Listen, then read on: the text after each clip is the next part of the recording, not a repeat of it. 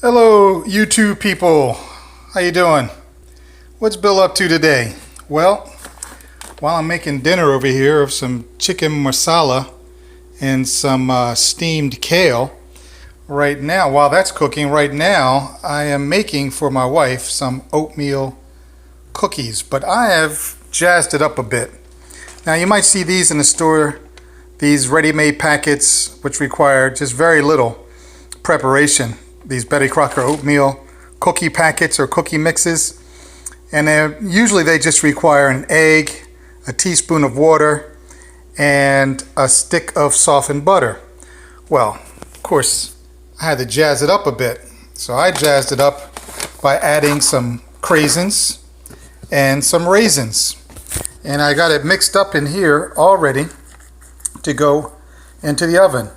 But unlike what the package calls for of dropping them spoonful at a time out onto a ungreased cookie sheet, what I'm going to do is a little something different. I'm going to make them into perfectly shaped oatmeal raisin craisin bars. But let me take a sip of my beer first. Now the beer is not going into the oatmeal raisin craisin mix, be assured.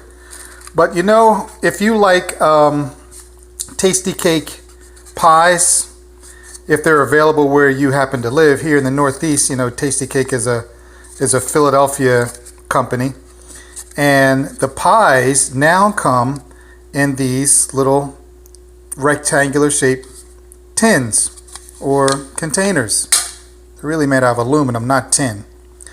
But anyway, what I will do is take my oatmeal craisin raisin mix and drop it into these pie tins made or custom made by Tasty Cake, or I should say compliments of Tasty Cake pies. Just shows you just how many Tasty Cake pies that we bought. Now I threw a lot of them out or into the recycle bin, but when the idea hit me, I decided just to keep some.